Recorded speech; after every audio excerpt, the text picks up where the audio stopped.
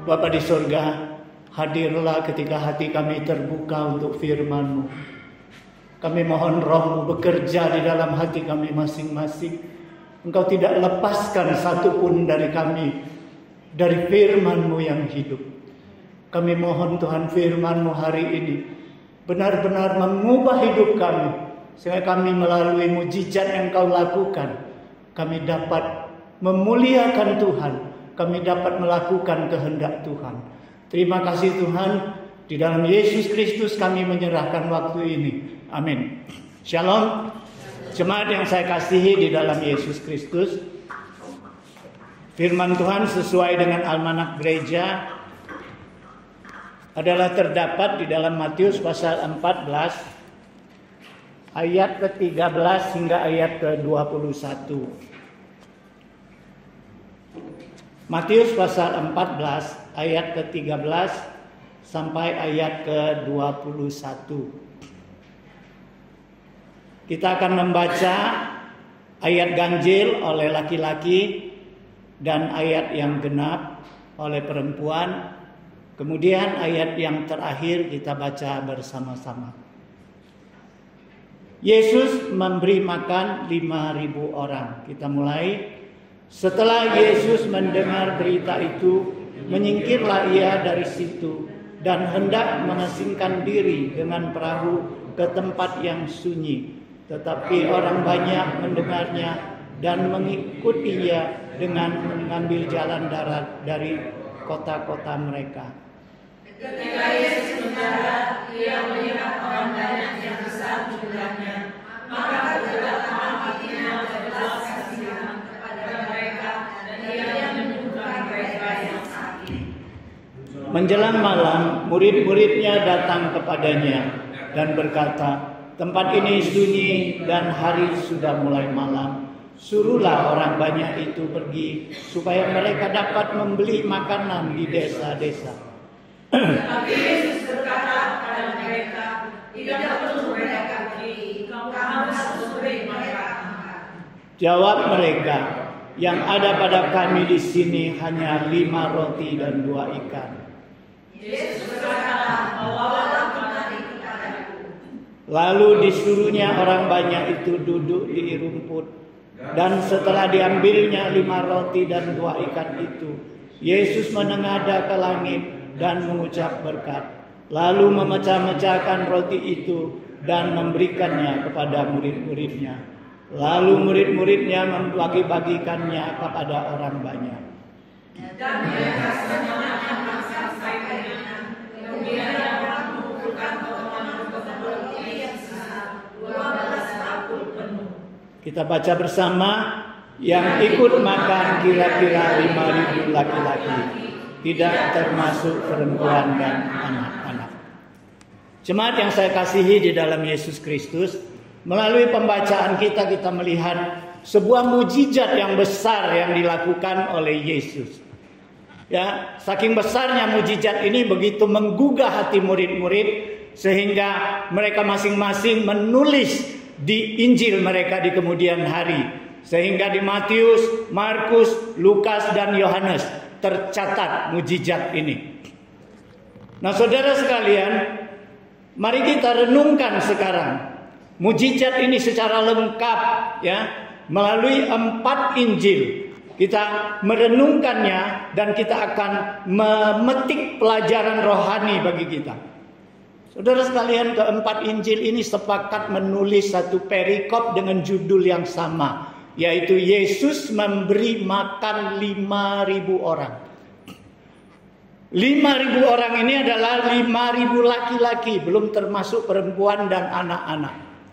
Nah, saudara sekalian, pertanyaannya, dari mana begitu banyak orang datang mengerumuni Yesus dan melihat mujizat itu? Saudara sekalian, sebelumnya kita sudah tahu kemana Yesus pergi, selalu orang banyak mengerumuni dia, berduyun-duyun mengikuti dia. Karena apa? Karena Yesus memang mengajar dengan kuasanya. Karena Yesus menyembuhkan orang dengan mujizatnya yang hebat. Karena Yesus mempunyai belas kasihan, selalu menolong orang yang datang meminta pertolongan kepadanya. Yesus di dalam pelayanannya tidak pernah mengecewakan seseorang pun. Oleh sebab itu, kemanapun Yesus pergi, berduyun-duyun orang mengiringi dia. Namun saat ini, kenapa sampai 5.000 orang? Dan diperkirakan dengan perempuan dan anak-anak mencapai belasan ribu. Karena pada saat itu menjelang hari perayaan Paskah.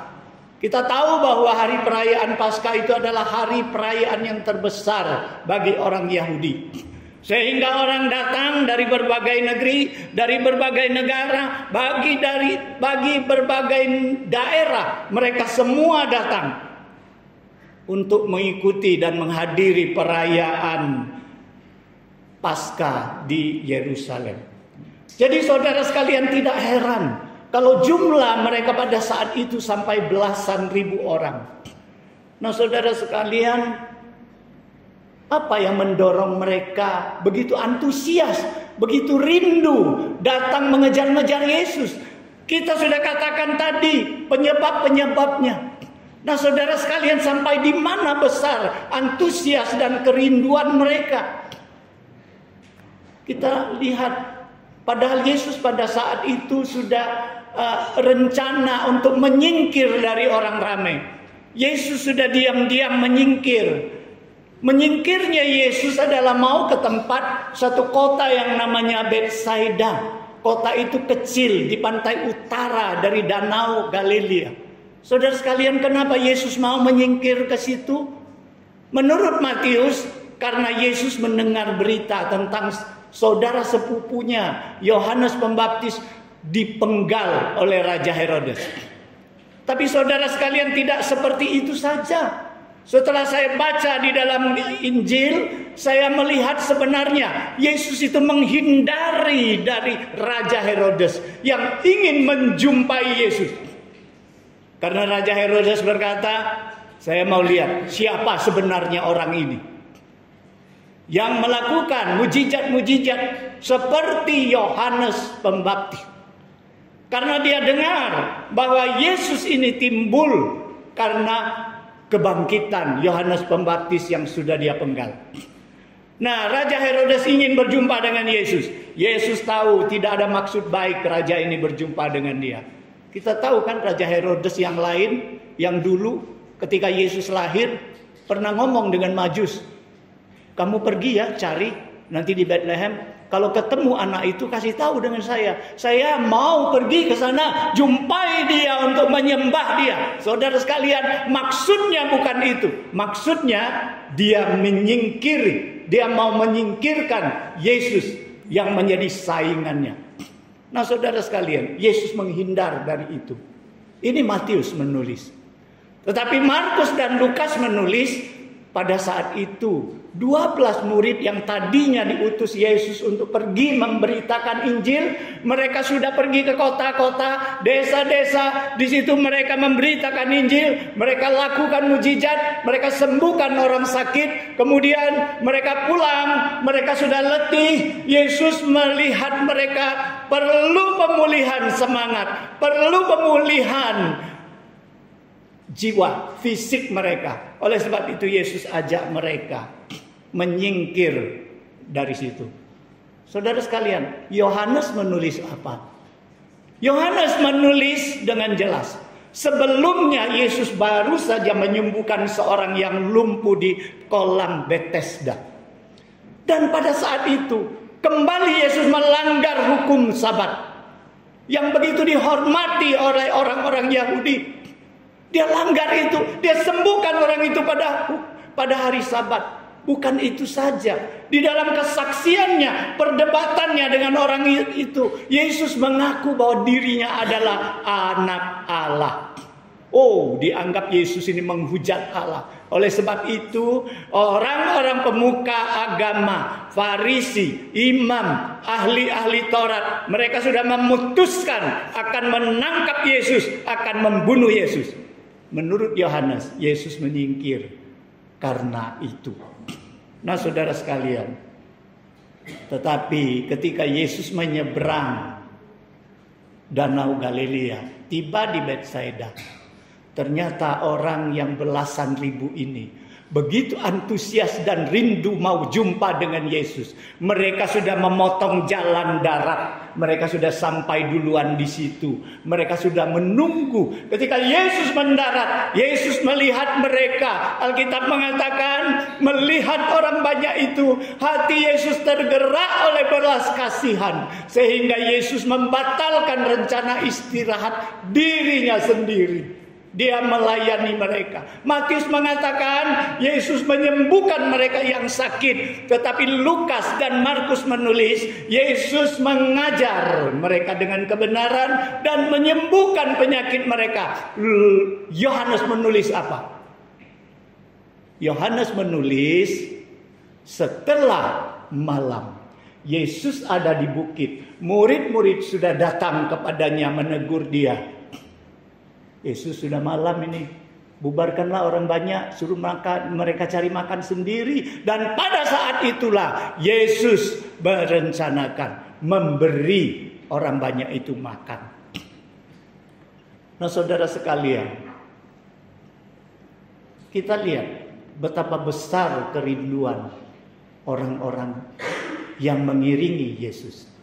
Dan betapa besar perhatian Yesus dan kasih Yesus kepada mereka. Ingin melayani mereka secara lengkap.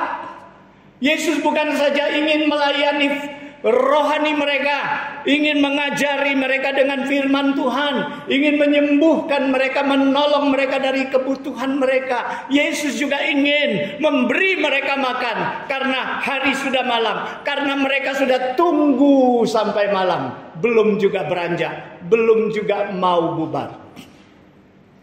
Saudara sekalian, pertanyaannya, adakah kerinduan kita berjumpa dengan Tuhan sebesar kerinduan orang-orang ini?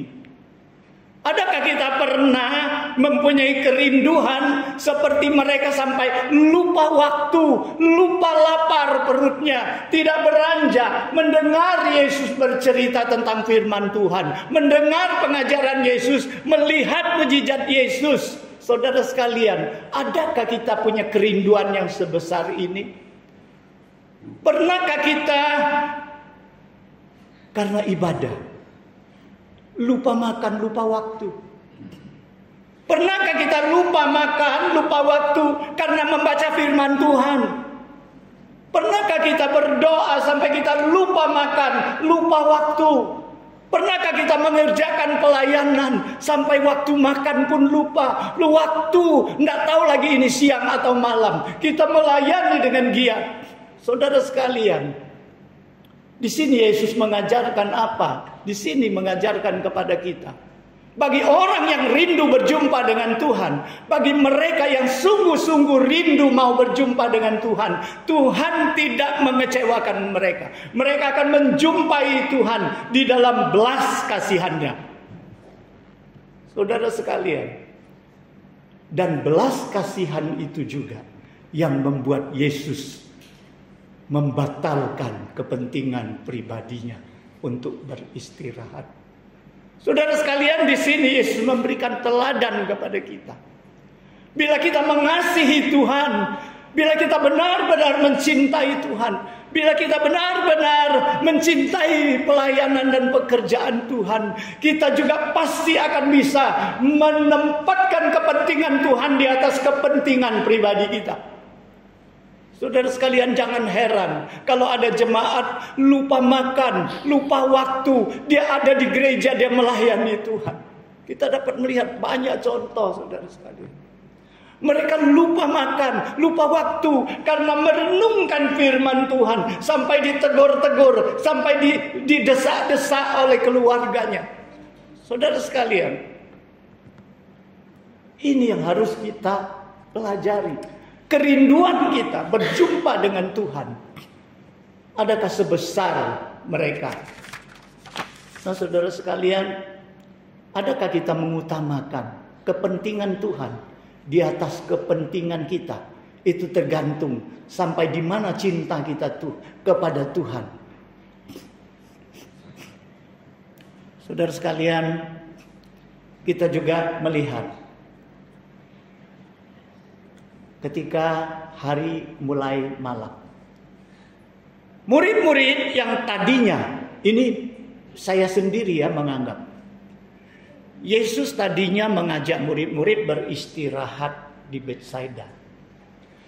Ketika Yesus sampai di Betsaida menemui orang-orang begitu banyak, Yesus tergerak belas kasihannya melayani mereka. Apakah Yesus haruskan muridnya turut melayani?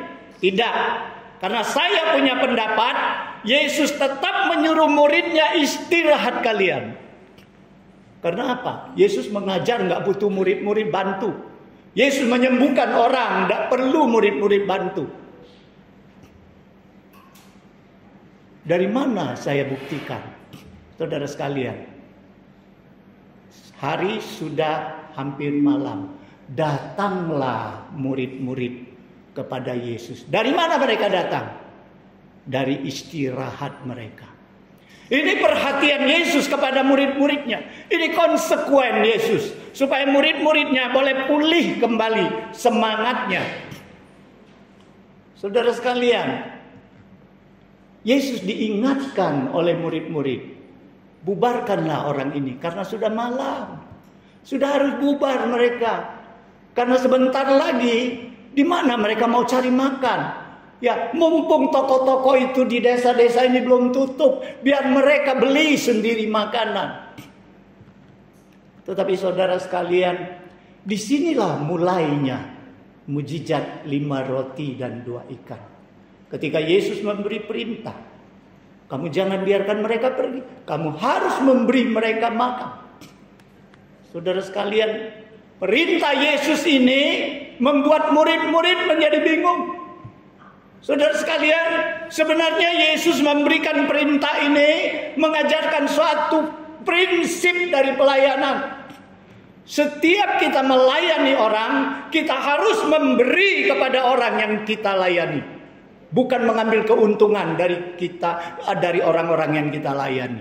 Betapa banyak sekarang manusia-manusia yang mengatasnamakan Tuhan, yang mengatasnamakan pelayanan, melayani orang banyak karena motivasi mau cari keuntungan dari orang-orang yang mau dia layani. Apakah dia hamba Tuhan? Apakah dia majelis? Apakah dia aktivis? Apakah dia evangelis? Banyak contoh seperti itu. Mereka melayani karena mau cari keuntungan dari orang-orang yang dia layani. Saudara sekalian, Yesus mengajarkan prinsip pelayanan. Ketika kita melayani orang, kita harus memberi kepada orang yang kita layani. Baik itu memberi waktu, baik itu memberi tenaga, baik itu memberi pendapat, baik itu memberikan harta kita, memberikan pertolongan. Pokoknya prinsip dari pelayanan adalah memberi kepada orang yang kita layani. Saudara sekalian, ketika Yesus berkata sedemikian, apa respon murid-murid? Filipus langsung jawab, Tuhan, ini mustahil Tuhan. Orang sebanyak ini, roti sebanyak 200 dinar pun tidak akan cukup memberikan makan kepada 5.000 sebanyak orang ini. Hanya sepotong kecil saja nggak cukup. Kemudian Andreas lagi nambahin omongan. Tuhan, di sini ada roti, 5 roti dan 2 ikan. Mana ada artinya bagi orang sebanyak ini? Saudara sekalian, di sini kita melihat Filipus ini mungkin ahli matematik ya. Mungkin dia jurusan matematik sekolah. Jadi begitu Tuhan ngomong beri mereka makan, dia lihat begitu banyak, dia keluar kalkulatornya, dia hitung-hitung. Ini tidak mungkin ini. 200 dinar tidak cukup ini untuk orang-orang ini makan. Walaupun sedikit. Seorang sedikit nggak cukup. Lagi pula dari mana ada 200 dinar? Kas mereka nggak cukup. Nah saudara sekalian, pakai logika. Filipus melihat masalah begitu besar sehingga tidak bisa ditanggulangi. Andreas menganggap apa? Kita kecil Tuhan. Cuma 5 roti 2 ikan.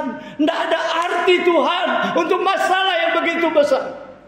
Saudara sekalian, betapa sering kali sikap kita ketika kita menghadapi suatu masalah yang besar seperti ini.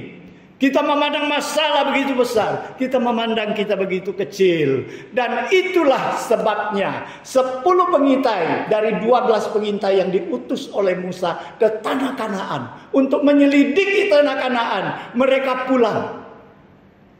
10 di antara mereka lapor apa? Wah, Bani Israel mereka lapor di situ ya. Hebat. Memang Tuhan ngomongnya benar. Tanah Kanaan itu penuh susu dan madu. Benar. Subur tanah Kanaan itu. Tapi penduduknya kayak raksasa besarnya. Kita pasti tidak bisa mengalahkan mereka. Kita di hadapan mereka tidak ubahnya seperti belalang. Saudara sekalian, itulah tanggapan 10 pengintai ini. Sehingga mereka tidak diizinkan oleh Tuhan masuk ke tanah Kanaan. Mereka dibasmi, dibunuh oleh Tuhan. Karena kehasutan mereka, karena perkataan mereka, sehingga Bani Israel semuanya mengomel kepada Musa. Tetapi saudara sekalian, apa yang dikatakan Yosua dan Kaleb? Mereka juga diutus. Yosua dan Kaleb ngomong apa? Oh, kalian jangan takut. Tanah Kanaan subur. Orangnya seperti raksasa, tapi jangan takut. Allah mereka sudah tinggalkan mereka. Kita pasti akan menelan mereka. Karena kita mengandalkan Tuhan kita. Ingat enggak ketika Daud menghadapi Goliat? Apa yang dikatakan Daud? Kau datang dengan lembing dan tombak. Aku datang kepadamu dengan nama Allah Israel. Saudara sekalian, Tuhan memberikan ini kepada murid-muridnya. Kamu berilah mereka makan. Bukan Tuhan tidak tahu kemampuan muridnya. Bukan. Karena di dalam Alkitab yang kita baca, di dalam 4 Injil, kalau kita baca semua, sebenarnya Tuhan tahu apa yang harus dia buat. Saudara sekalian, sebelum menyuruh muridnya beri makan kepada orang 5.000 ini, Tuhan sudah tahu nanti aku harus buat seperti ini. Tetapi kenapa Tuhan ngomong dengan Filipus, kamu harus memberi mereka makan? Karena Tuhan mau menguji mereka. Sekalipun Alkitab mengatakan mencobai, tetapi Alkitab tidak mengatakan mencobai. Harusnya lebih tepat terjemahnya adalah menguji mereka. Saudara sekalian, Tuhan mau menguji murid-muridnya. Apakah mereka kalah sebelum perang? Mereka harus berusaha. Ya. Walaupun ada kesulitan, mereka harus berusaha mengatasi kesulitan. Mereka harus bergerak, bekerja, cari usaha. Mereka tidak boleh menyerah sebelum berusaha. Lalu Yesus mengatakan kepada mereka, periksalah, ada berapa roti pada kalian. Saudara sekalian, pada saat itu murid-murid belum ada roti, belum ada apa-apa, karena mereka juga belum makan. Mereka istirahat, mereka bangun istirahat, mereka tidak punya apa-apa. Pada saat itu perintah Tuhan, pergilah, periksalah, ada berapa roti yang ada pada kalian. Saya bayangkan ini, mereka pergi. Mereka halo-halo kepada orang banyak. Pada kalian siapa yang ada roti? Saudara sekalian, tidak ada seorang pun bergeming kecuali seorang anak. Kita bayangkan ya, biasanya anak-anak paling sulit mau ngasih barangnya. Ya, cobalah kalau minta sesuatu dengan anak-anak milik dia, sulit dia mau beri. Tapi kenapa anak itu berikan? Nah saudara sekalian, ketika murid-murid pergi berusaha, mereka bekerja, mereka berusaha, mereka semua umumkan siapa yang ada persediaan roti, coba dikumpulkan. Tetapi tidak ada satupun orang mengumpulkan rotinya. Yakin nggak? Kecuali anak ini bawa 5 roti 2 ikan. Kecuali anak ini yang bawa bontot, nggak ada orang yang bawa bontot. Yakin nggak? Nggak. Pasti. Kalaupun tidak seluruh, pasti ada. Yang ada persiapan. Kenapa mereka tidak berikan itu? Karena mereka pasti berpikir demikian. Bontot ini kan punya aku. Untuk aku. Cukup hanya untuk aku. Kalaupun aku berikan, cukup untuk orang sebanyak ini. Lagi pula kenapa aku berikan kepada orang lain? Ini kan milikku. Nah saudara sekalian, anak kecil ini saking polosnya, hatinya dibuka oleh Tuhan mungkin. Pada saat itu dia melihat ketika Tuhan Yesus mengajar, menyembuhkan orang, hati anak-anak ini sudah polos. Hati anak-anak ini sudah sanjung dengan Yesus. Saudara sekalian, kita lihat seorang anak, ketika kalau dia menemui bahaya, siapa yang dia panggil? Papanya. Nggak manggil mamanya dia. Tapi kalau dia mau minta sesuatu, dia minta sama mamanya. Nah saudara sekalian, ketika Yesus memberikan wibawa yang begitu besar di tengah orang ramai, saya yakin anak ini menganggap ini lebih dari bapaknya. Ketika dia butuhkan sesuatu, dengan polosnya dia serahkan ini. Saudara sekalian, 5 roti dan 2 ikan. Saudara sekalian, yang Yesus mau murid-muridnya adalah mengusahakan apa yang ada pada kalian. Yesus tahu mereka tidak mampu. Yesus tidak mendesak mereka mengerjakan semuanya. Yesus mau mereka berikan apa yang ada padanya. Nah saudara sekalian, seringkali kita menemui proyek yang besar, tetapi dananya minim. Saudara sekalian, kita pikir kita nggak mampu. Tapi Tuhan mau kita bekerja. Tuhan bertanya kepada kita, periksa dulu kalian. Coba periksa dulu. Ada berapa banyak roti pada kalian? Saudara sekalian, kalau semua jemaat memberikan apa yang ada padanya, maka Tuhan tanggung jawab akan mengerjakan mujizatnya. Saudara sekalian, kita lihat mujizat 5 roti dan 2 ikan ini dimulai dari seorang anak memberikan persembahan 5 roti dan 2 ikan. Dr. Sung mengatakan sebenarnya kita semua mempunyai 5 roti dan 2 ikan. Dr. Sung ini adalah obor Asia. Dia punya gelar obor Asia. Dia seorang evangelis yang hebat sebelum Billy Graham. Dia selalu memberikan khotbah-khotbahnya yang dianggap kontra, dianggap aneh. Tetapi saudara sekalian, di sini dia katakan ketika dia khotbahkan 5 roti dan 2 ikan, dia katakan sebenarnya kita semua memiliki 5 roti dan 2 ikan. Di mana 5 rotinya? Angkat tangan kirimu, ada 5 jari. Di mana 5 roti? Angkat tangan kananmu, ada 5 jari. Di mana 5 rotimu? Angkat kakimu, ada 5 jari. Kaki kananmu ada 5 jari. Di mana 2 ikan? Kamu punya 2 mata, kamu punya 2 telinga, kamu punya 2 tangan, kamu punya 2 kaki. Itulah 5 roti dan 2 ikan. Tetapi apakah kalian berikan kepada Tuhan? Saudara sekalian, ini sebuah tantangan bagi kita. Yesus tidak ingin kita berbuat hebat, tidak. Yesus mau kita memberikan diri kita, apa yang ada pada kita, kepada Tuhan. Dan apa yang kita berikan kepada Tuhan, Tuhan tidak nilai itu besar atau kecil, tetapi Tuhan nilai apakah pemberian itu berasal dari hati kita atau tidak. Itu sebabnya kenapa pemberian 2 peser saja dari seorang janda dipuji oleh Tuhan Yesus. Karena dia beri dengan hatinya, dia beri dengan kasihnya kepada Tuhan. Saudara sekalian,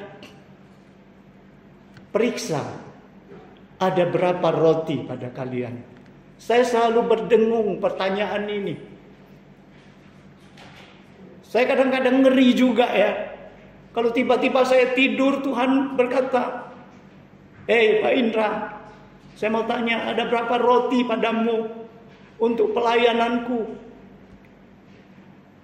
Apa yang saya jawab? Tuhan, roti itu kan milikku, untukku, susah payahku.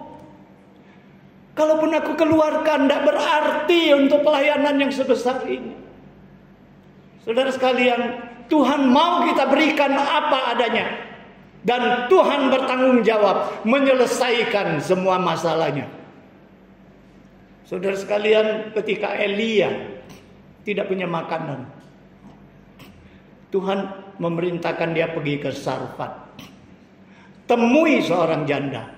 Dia pergi ke Sarfat, benar-benar dia menjumpai seorang janda. Saudara sekalian, janda itu sedang membawa buli-bulinya dan tempayannya. Buli-buli isi minyak, tempayannya isi gandum. Gandum tinggal segenggam, di tempayannya tinggal minyak sedikit. Dan janda itu sedang mencari kayu bakar untuk buat roti. Dia beserta anaknya mau makan roti. Kemudian Elia katakan, minta buatkan aku. Janda itu bilang, ini untuk roti yang terakhir. Cuma segenggam gandum dan sedikit minyak. Kalau aku buat ini untuk anakku sekalipun, besok kami akan mati karena nggak ada makanan lagi. Karena waktu itu musim kering, musim kelaparan. Sudah sekian tahun tidak turun hujan. Saudara sekalian, Elia mengatakan apa? Kau buatkan untuk aku dulu. Demikianlah firman Tuhan. Bahwa gandum itu tidak akan habis, minyak itu tidak akan habis. Saudara sekalian, perempuan janda ini yakin dengan apa yang dikatakan abdi Allah. Dia bikin dengan roti yang segenggam dan minyak itu dia habiskan. Dia bikin roti untuk Elia. Ternyata gandum itu dan minyak itu tidak habis dan bertahan sampai kemarau itu habis, sampai hujan turun. Saudara sekalian, inilah mujizat yang Tuhan lakukan. Logika memang penting, perhitungan memang penting. Itu yang diajar oleh Yesus. Kalau mau bangun bangunan, mau bangun menara, duduk dulu, kalkulasi dulu. Cukup tak danamu untuk bangun itu? Benar. Logika dan perhitungan itu penting. Tetapi itu tidak bisa kita andalkan seterusnya. Bila berhadapan dengan kuasa Allah, maka kuasa Allah akan di atas segala logika. Syaratnya adalah kalau kita sudah memberikan apa yang ada pada kita, maka Tuhan bertanggung jawab menyelesaikannya. Saya bayangkannya waktu kita rapat majelis. Distrik mau bangun kantor distrik. Bangunannya 1 M lebih. Modalnya nggak tahu ada berapa. Belum tahu, belum ditulis. Saudara sekalian, kita anggap ini mustahil. Berapa tahun sih baru selesai itu bangunan kantor distrik?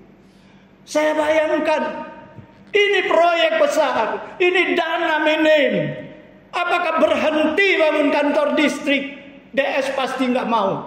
Saudara sekalian, kita juga seharusnya tidak mau. Kita mau kantor distrik itu terbangun dan megah, dapat memuliakan Tuhan dengan kantor distrik itu di kemudian hari. Tetapi apa yang harus kita kerjakan? Berikan apa yang ada padamu. Selebihnya Tuhan berurusan. Karena Tuhan berurusan dengan hati semua orang. Tuhan memegang hati kita semuanya. Kalau Tuhan membuka hati kita, tidak ada orang dapat menutup hati kita. Kalau Tuhan mau buka dompet kita, tidak ada orang menutup dompetnya. Yakin saudara sekalian. Saya yakin perguruan kita, walaupun selalu defisit, murid sedikit, saya yakin Tuhan bertanggung jawab.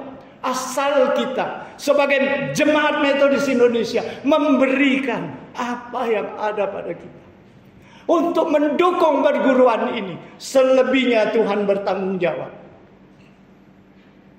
Saudara sekalian, ini tantangan kita.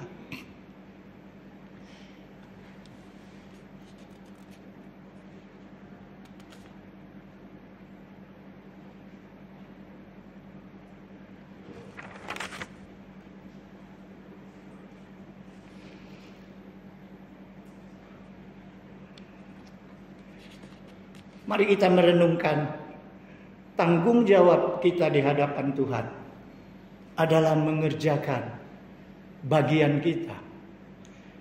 Karena bagian Tuhan, Tuhan akan bertanggung jawab mengerjakannya. Saudara sekalian,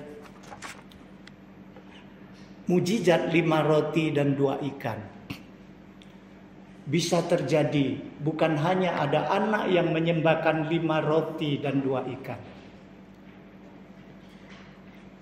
Mujizat 5 roti dan 2 ikan bukan hanya terjadi ketika Yesus memecah-mecahkan roti itu dan membagikan kepada ke-12 murid. Mujizat 5 roti dan 2 ikan ini terjadi ketika murid-murid menerima roti itu dan melangkahkan kakinya kepada orang banyak. Saudara sekalian, saya bayangkan ya, satu bakul itu bisa menampung berapa banyak roti dan ikan. Bayangkanlah, sehingga murid itu bisa mengangkat bakul itu. Kalau 12 murid, satu orang satu bakul, apakah dengan penuh roti dan ikan cukup untuk orang belasan ribu? Enggak cukup. Murid-murid itu punya otak, punya logika. Tadinya mereka sudah pakai logika dan perhitungan. Masa sekarang mereka tidak bisa melihat? Saudara sekalian, mereka sudah melihat. Kalau mereka masih ragu, mereka pikir ini percuma Tuhan. Ini kan 12 bakul, ini kan belasan ribu. Mana cukup ini? Mereka diam, mereka mau tunggu Tuhan perintah. Mereka mau tunggu, mau berdebat dulu dengan Tuhan. Maka mujizat ini tidak akan terjadi, saudara sekalian. Tetapi mereka patuh, mereka taat, mereka percaya. Mereka punya Tuhan, punya guru yang kuat, yang maha kuasa. Mereka langkahkan kaki, mereka berikan roti itu. Ada hamba Tuhan mengatakan bahwa mujizat ini terjadi bukan Tuhan Yesus yang lakukan, murid-muridnya yang lakukan. Kenapa? Karena yang mengantarkan roti itu bukankah murid-muridnya? Yesus duduk di situ. Saudara sekalian, itu salah. Menurut saya salah, walaupun dia adalah hamba Tuhan yang benar. Karena apa? Mujizat itu diawali oleh Yesus menerima 5 roti dan 2 ikan itu. Yesus mengucapkan syukur dan memberkati roti itu. Kemudian Yesus pecah-pecahkan roti itu. Yesus bagi kepada 15 bakul itu. Kemudian mereka bagikan. Dan roti itu tidak habis diambil. Saudara sekalian, itulah proses yang saya bayangkan yang terjadi. Ketika murid itu bagikan kepada orang lain, begitu mereka ambil, tetap roti itu satu bakul. Walaupun diambil, sama dengan minyak dan gandum yang ada di tempayan dan di buli-buli, yang tidak habis-habisnya. Nah, saudara sekalian,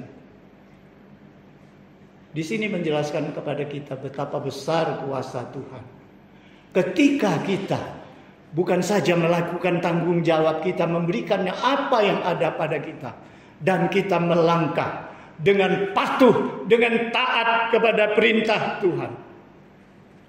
Saudara sekalian, akhirnya Yohanes mengakhiri ceritanya. Yohanes akhiri ceritanya demikian.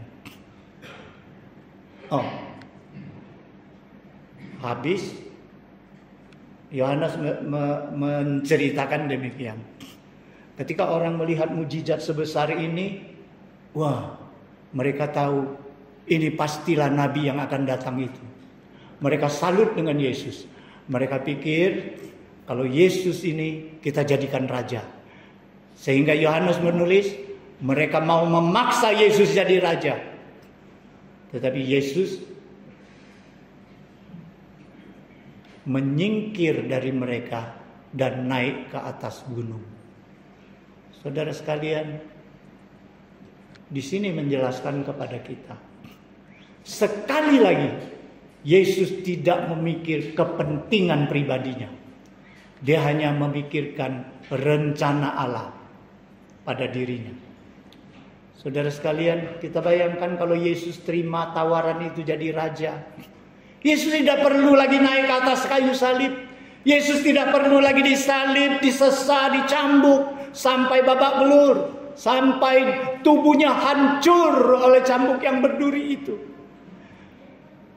Di atas kepentingan Yesus, kalau dia jadi raja, dia dapat hindari dirinya dari semuanya itu. Tetapi Yesus mementingkan rencana Allah.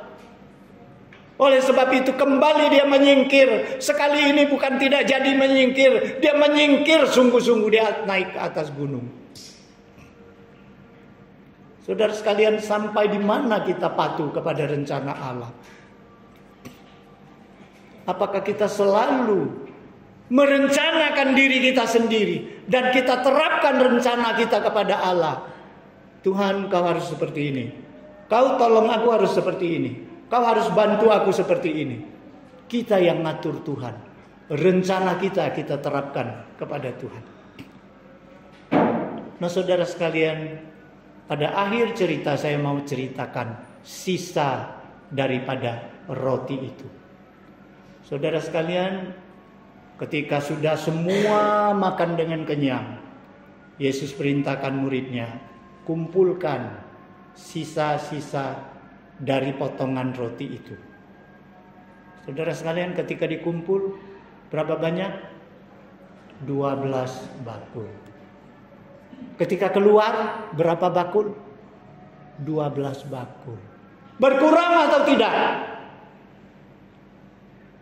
Ketika Yesus pecah-pecahkan roti 12 bakul, mereka bawa kepada orang banyak. Ketika Yesus suruh kumpulkan sisa-sisa itu, roti itu penuh 12 bakul. Di sini Yesus mau menyatakan kepada kita, kalau kita berikan persembahan kepada Tuhan untuk berkati orang banyak, kita tidak akan kekurangan berkat Tuhan. Jangan kita anggap kalau aku beri 100.000 aku hilang 100.000. Enggak. Tuhan punya cara mengembalikan lebih daripada itu. Kenapa? Karena bukan saja 12 bakul itu mereka tarik kembali, tetapi belasan ribu orang sudah dikenyangkan. Berlimpah-limpah mujizat Tuhan. Saudara sekalian, disinilah konsep kita mempersembahkannya. Jangan selalu pakai logika, pakai perhitungan. Kalau kita pakai logika, perhitungan, itulah sebabnya kenapa sampai hari ini kita tidak mampu memberikan apa yang harus kita berikan kepada Tuhan. Mungkin kita pakai perhitungan seperti ini. Sekarang penghasilanku 100% hanya cukup untuk aku. Cukup pas-pasan. Ini logika loh. Pakai perhitungan loh. Ya. Gajiku sebulan sekian, kemudian ongkos ini akhir bulan saya hitung-hitung duit saya habis. Kadang-kadang masih kurang dikit. Ini pakai perhitungan, pakai logika.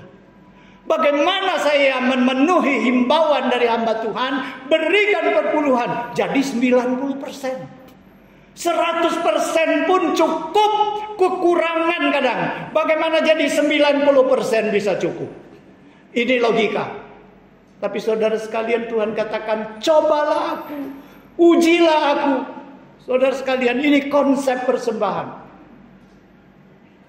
Biarlah hati kita terbuka. Kapan Tuhan buka hati kita? Kita coba, kita uji Tuhan. Apakah Tuhan berdusta atau tidak? 5 roti dan 2 ikan, mujizat ini besar. Dan mujizat ini membuktikan kepada kita. Ketika 12 bakul itu yang berasal dari 5 roti dan 2 ikan itu keluar. Kembalinya 12 bakul dan belasan ribu orang dikenyangkan. Inilah yang diajarkan Tuhan hari ini. Jadi saya mau mengakhiri khotbah ini dengan satu pendeta yang ternama yang memberikan satu kesimpulan. Pendeta ini mengatakan, bila kita melayani dengan dana yang cukup, bahkan yang berlebih, kita akan kurang melihat mujizat Allah. Tapi kalau kita berani melayani pekerjaan Tuhan dengan dana yang minim, yang kurang, kita akan banyak menemukan mujizat Tuhan terjadi. Saudara sekalian, ini kesimpulan dan ini membangkitkan semangat kita. Kita harus berani melakukan supaya kita boleh melihat mujizat Tuhan. Ingat, kita semua punya 5 roti dan 2 ikan. Jangan bilang tidak. Siapa tidak punya tangan, kaki? Siapa tidak punya mata dan telinga? Berikan kepada Tuhan. Tuhan, ini aku, pakailah aku Tuhan. Biarlah mujizat ini bukan hanya terjadi pada zaman Yesus, tetapi juga jadi pada zaman ini. Di setiap gereja, di setiap jemaat yang menyadari bagaimana memberikan 5 roti dan 2 ikan ke tangan Tuhan. Karena Tuhan akan menjadikan itu suatu karya yang besar, yang memberkati orang banyak. Kita mampu, karena Tuhan cuma katakan, berikan apa yang ada padamu, bukan apa yang tidak ada padamu. Mari kita berdoa. Bapa di surga, kami bersyukur kepadamu Tuhan. Sekalipun firman-Mu sudah berhenti, tapi kami mohon Roh-Mu tetap bekerja dalam hati kami. Biarlah kasih-Mu menggugah kami Tuhan.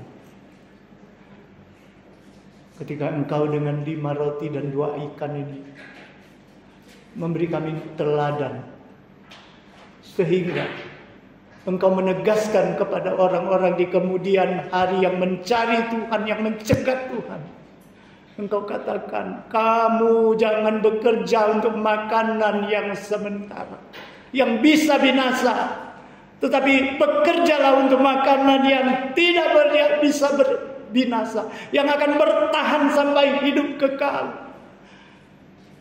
Kami tahu Tuhan, Engkau menyatakan melalui mujizat ini bahwa Engkau bukan saja mampu memberikan roti yang cukup bagi orang jasmani, tetapi Engkau juga menyatakan bahwa Engkau adalah roti yang hidup, yang dapat memberikan kepuasan kerohanian bagi orang yang percaya kepadamu, bagi orang yang datang kepadamu. Terima kasih Tuhan, berilah roti yang hidup kepada kami, sehingga roti yang hidup itu akan menjadikan kekuatan bagi kami untuk membagi-bagikan 5 roti dan 2 ikan yang kami miliki, menjadi berkat bagi orang banyak di tangan Tuhan. Terima kasih Tuhan. Di dalam Yesus Kristus kami berdoa. Amin.